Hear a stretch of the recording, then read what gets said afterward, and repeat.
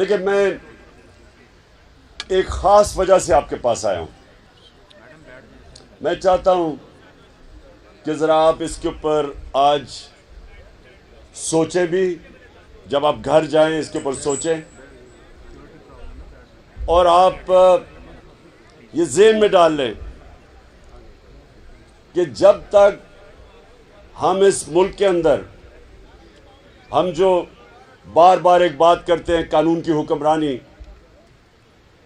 اصل میں ہم بات کرتے ہیں انصاف کی. ہم کیوں کہتے ہیں قانون کی حکمرانی؟ کیونکہ جنگل کے قانون کے اندر طاقت کی حکمرانی ہوتی ہے، جن کو ہم بنانا ریپبلکس کہتے ہیں. بنانا ریپبلک ہوتی وہ ہے جہاں قانون نہیں ہوتا، انصاف نہیں ہوتا. اگر میرے سے کوئی یہ پوچھے کہ ایک چیز پاکستان میں اگر ہم ایک کام کر دیں جو ہمارے ملک کو ایک ترقی یافتہ ملک بنا دے گا، وہ کیا ہو؟ ایک چیز اگر اس ملک کو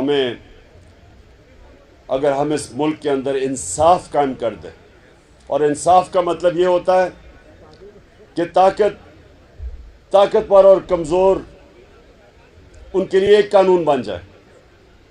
میرے نبی صلی اللہ علیہ وسلم نے کہا تھا کہ تمہارے سے پہلے بڑی قومیں تباہ ہوئیں، جدھر جب چھوٹا چور چوری کرتا تھا وہ جیل میں، اور جب طاقتور چوری کرتا تھا اس کو وہ ملک کا نظام نہیں پکڑ سکتا تھا. یہ بیسکلی ایک چیز یاد رکھے، ایک چیز، جب تک ہم طاقتور ڈاکوؤں کو قانون کے نیچے نہیں لے کے آتے، یہ بھول جائیں کہ کوئی بھی اس ملک کو اوپر اٹھا سکتا ہے.